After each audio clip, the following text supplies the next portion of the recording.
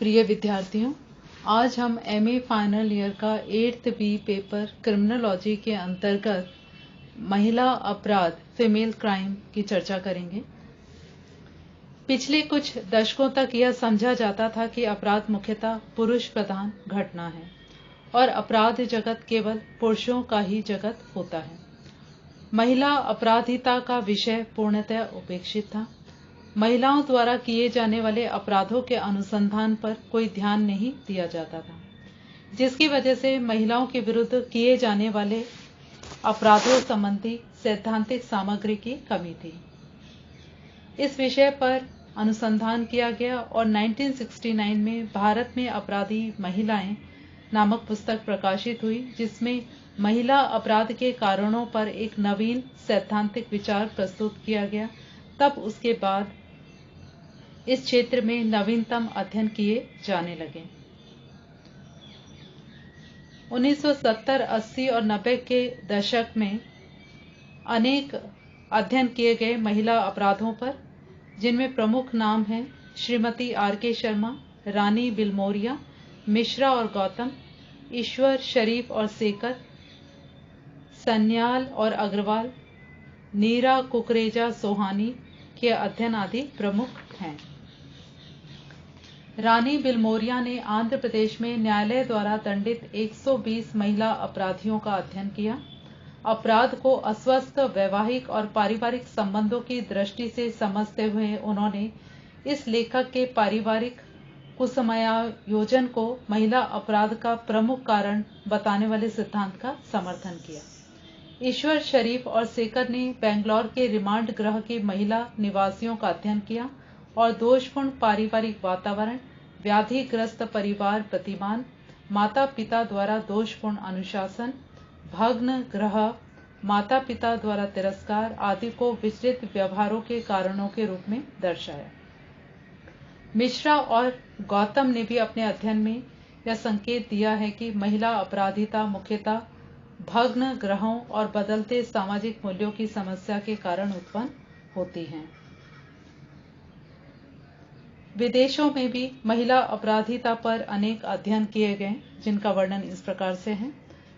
Auto Pollock ने कहा है कि महिलाओं में अपराध की दर पुरुषों में अपराध के दर के समान ही है, तथापि इसमें मुखौटे वाले लक्षण होता है। एक और तो सभी महिला अपराध पुलिस को रिपोर्ट नहीं किए जाते हैं, दूसरी ओर पुलिस और न्यायालय अपने संरक्षणात्मक और पितरात्मक दृष्टिकोण के कारण उनके प्रति सहानुभूति रखते हैं। पुलिसकर्मी उन्हें पकड़ना पसंद नहीं करते तथा अभियोजक और न्यायाधीश उनको दंडित नहीं करना चाहते। इस कारण आश्चर्य नहीं कि आंकड़ों में महिला अपराध दर अपर्याप्त मिलती है। महिला अपराध का रिपोर्ट न किया जाना तथा कम रिपोर्ट किया जाना इस तथ्य के कारण भी हैं कि महिलाओं की सामाजिक भूमिका एक श्रेष्ठ ढाल है तथा परिवार अपराध छुपाने में धुएं की दीवार का काम करते हैं। बाल्कन, बर्कर और स्मिथ ने अपने लेखों के माध्यम से मार्क्सवादी दृष्टिकोण का प्रयोग करते हुए स्वीकार किया कि महिलाएं पूंजीवादी संरचना के अंतर्गत अपने समाजीकरण के फलस्वरूप अपराध करती हैं। भारत में महिला अपराध की प्रकृति। भारत की तुलना में America, France, England, Canada, Japan, Thailand आदि देशों में महिला अपराधिता कहीं अधिक है। उदाहरण के तौर पर भारत में 1 लाख की जनसंख्या पर 8 महिला अपराध हुए हैं।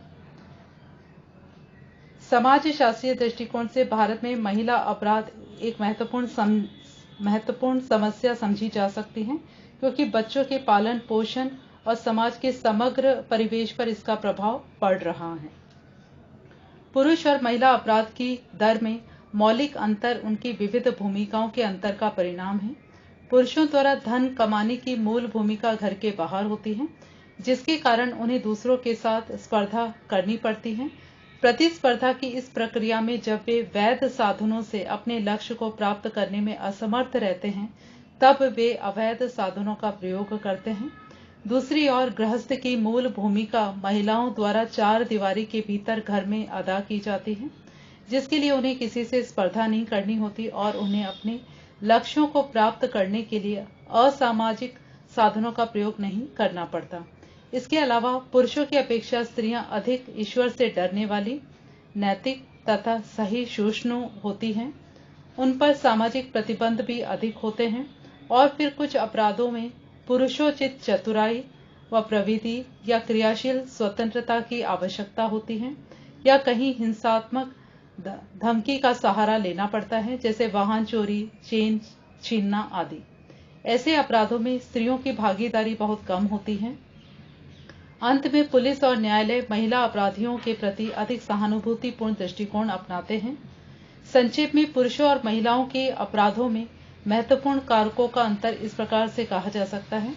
नंबर 1, विविध लिंग भूमिका की अपेक्षाओं में अंतर। नंबर 2, समाजीकरण के तरीकों में लिंग भेद और सामाजिक नियंत्रण का क्रियान्वयन। नंबर 3, अपराध में सम्मिलित होने के अवसरों में विविधता। नंबर 4, आपराधिक संस्कृति और जीवन तक पहुंच की विविधता। नंबर 5, अपराध के वर्गीकरण में लिंग भेद की मान्यता। महिला अपराधियों की विशेषताएं। अपराध करने वाली महिलाएं कौन हैं? यहाँ 5 विविध बिंदुओं पर उनके सामाजिक व आर्थिक पृष्ठभूमि की चर्चा की जाएगी। ये बिंदु निम्नलिखित हैं: वैवाहिक स्थिति, आयु, आय, शिक्षा तथा रहने का स्थान। अब हम इनका विस्तार से अध्ययन करेंगे। नंबर 1, वैवाहिक स्थिति। अखिल भारतीय आंकड़े दर्शाते हैं कि भारत में लगभग 73% महिला अपराधी विवाहित, 15% अविवाहित और 12% विधवाएं हैं। अतः निष्कर्ष निकाला जा सकता है कि अपराध के कारणों में विशेष रूप से वैवाहिक जीवन और सामान्य रूप से पारिवारिक जीवन महिला अपराधी के जीवन में विशेष ध्यान आकर्षित करता है। आयु के संदर्भ में अखिल भारतीय आंकड़ों के अनुसार भारतीय दंड संहिता तथा स्थानीय व विशेष कानूनों के अंतर्गत दंडित महिलाओं के अपराधों का विश्लेषण करने पर यह कहा जा सकता है कि लगभग 1% महिला अपराधी 18 वर्ष से कम आयु की, आधे से कुछ कम 45% 18 से 30 वर्ष आयु समूह की, 5 में से 2 से कुछ अधिक 42% 30 से 50 वर्ष आयु समूह की, और 10वें हिस्से से कुछ अधिक 11% 50 वर्ष से अधिक आयु की हैं। नंबर 3, आय। निम्न आय परिवार तनाव में योगदान करती हैं और निर्धनता तथा असंतोषजनक सामाजिक संबंधों का सम्मिश्रण अपराधी व्यवहार के लिए उपयुक्त होता है। नंबर 4, शिक्षा। अखिल भारतीय आंकड़े दर्शाते हैं कि केवल 12% महिला अपराधी शिक्षित हैं। शिक्षा की कमी भी पारिवारिक सामंजस्य की समस्या उत्पन्न कर सकती है, जिससे कुछ स्त्रियां विचलित व्यवहार अपनाने को बाध्य होती हैं। नंबर 5, निवास। महिला अपराधियों के निवास की पृष्ठभूमि के विश्लेषण से पता लगता है कि 23.5% महिला अपराधी नगरीय क्षेत्रों से तथा 76.5% ग्रामीण क्षेत्रों से थी। कहा जा सकता है कि महिला अपराध ग्रामीण क्षेत्र की अपेक्षा नगरीय क्षेत्र में अधिक होते हैं। अपराध की प्रकृति। हमारे देश में महिलाएं यौन अपराधों और दुकान से चोरी आदि जैसे परंपरागत अपराध कम करती हैं और चोरी, सेंधमारी, हत्या, अपहरण आदि में अधिक हिस्सा लेती हैं। अपराध के कारण। डेरी क्लीन ने Lombroso, W.I. Thomas, Kingsley Davis और ऑटो पोलोक द्वारा महिला अपराध के कारणों पर चर्चित साहित्य को संक्षेप में दिया है। फ्रॉयड ने शरीर संबंधी व्याख्या करते हुए महिला अपराधिता के विषय में कहा है कि सामान्य स्त्रियां स्त्रीत्व की सामाजिक परिभाषा को स्वीकार व आत्मसात कर लेती हैं, लेकिन महिला अपराधी पुरुष भावना से पीड़ित होती है। इस प्रकार सामान्य स्त्रियां सामान्य स्त्रियोचित गुणों को प्रदर्शित करती हैं, लेकिन अपराधी महिलाएं जैविक रूप से स्वाभाविक स्त्रियोचित भूमिका विरोध में विद्रोह स्वरूप या विकृति स्वरूप स्वभाव का प्रदर्शन करती हैं। आलोचकों ने इन तर्कों को दोषपूर्ण कहा है कि क्योंकि महिलाओं की जैविक विशेषताओं के विषय में उनकी मान्यताएं त्रुटिपूर्ण हैं। थॉमस ने महिला विचलन को उस व्यवहार से भटकना कहा है जो स्त्रियों के लिए जैविक और मनोवैज्ञानिक रूप से सामान्य कहा जाता है।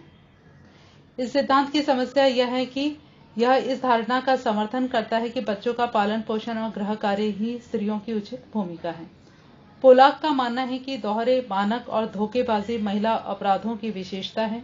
जिस प्रकार शारीरिक कमजोरी महिला को धोखाधड़ी के लिए मजबूर करती है, उसी प्रकार शारीरिक सौंदर्य उसको लोगों की ओर अपनी ओर आकर्षित करने की क्षमता भी प्रदान करता है।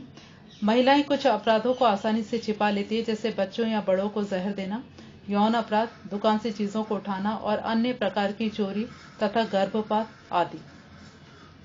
इस कारण वे पुरुषों पर झूठे आरोप भी लगाती है, जैसे कि बलात्कार के आरोप। पोलाक की धारणा किसी साक्ष्य पर आधारित नहीं है। वास्तव में उसने कुछ कथन तो हास्यास्पद और पक्षपातपूर्ण है। पोलाक ने महिलाओं द्वारा किए जाने वाले छोटे छोटे अपराधों पर अधिक ध्यान दिया है और हत्या, लूट आदि गंभीर अपराधों की उपेक्षा की है। फ्रेडा एडलर ने स्त्रियों में वेश्यावृत्ति, नशाखोरी और बाल अपराध का अध्ययन किया। उसने इन अपराधों को महिला अपराध, स्वतंत्रता आंदोलन और महिला आग्रहिता का कारण माना है। उनका मानना है कि शिक्षित लड़कियां और महिलाएं पारंपरिक बंधनों और सामाजिक भूमिकाओं को पहले की अपेक्षा अधिक चुनौती देने लगी हैं। महिलाओं पर प्रतिबंधों में ढीलेपन के कारण अपराधों के बढ़ने की संभावना अधिक हो जाती है।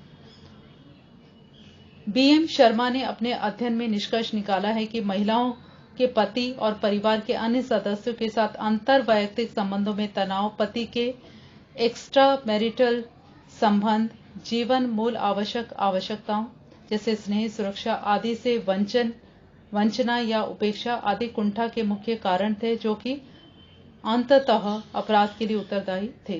रानी विल्मोरिया और सोहोनी नीरा कुकरेजा ने भी महिला अपराध के कारण संबंधी सिद्धांत का समर्थन किया है। उदाहरण के तौर पे आबकारी संबंधी अपराधों में जब पति अवैध शराब बनाने के अपराध में पकड़ा गया, तब उसकी पत्नी भी अवैध क्रिया में अपने पति का साथ देने के कारण पकड़ी गई। इन मामलों में पत्नी ने अपने पति का सहयोग आर्थिक कार्यों में इसलिए दिया क्योंकि वह उसका धर्म था, पति धर्म था, न कि वह किसी सामाजिक या वैधानिक प्रतिमानों का उल्लंघन करना चाहती थी। इसी प्रकार चोरी के एक मामले में, जिसमें एक गुर्जर परिवार के 4 पुरुष व 3 स्त्रियां पकड़े गए, अभियुक्त ठहराए गए और 1 वर्ष के कारावास का दंड दिया गया। पुरुष सदस्यों ने दूसरे गुर्जर परिवार की गायें और भैंसें पारिवारिक रंजिश के कारण चुराई। जब वे चोरी करके जानवरों के साथ गांव लौट रहे थे, तब वे पुलिस द्वारा पकड़े गए। महिलाएं, क्योंकि पुरुषों के साथ थी, वे भी पकड़ी गईं और दंडित हुई। यह मामला भी दर्शाता है कि महिलाओं को अपराधी चिन्हित कर दिया गया, इसलिए नहीं कि वे अपराधी प्रवृत्ति की थी, बल्कि इसलिए कि उनके परिवार के पुरुष सदस्यों को इस प्रकार चिन्हित कर दिया गया था। महिलाओं में स्त्रियोचित भूमिका का निर्वाह करते हुए पुरुषों की सहायक भूमिका में अपराध करती प्रतीत होती हैं, इसलिए उन्हें इन अपराधों को करने वाली एकमात्र उत्तरदायी नहीं माना जा सकता है।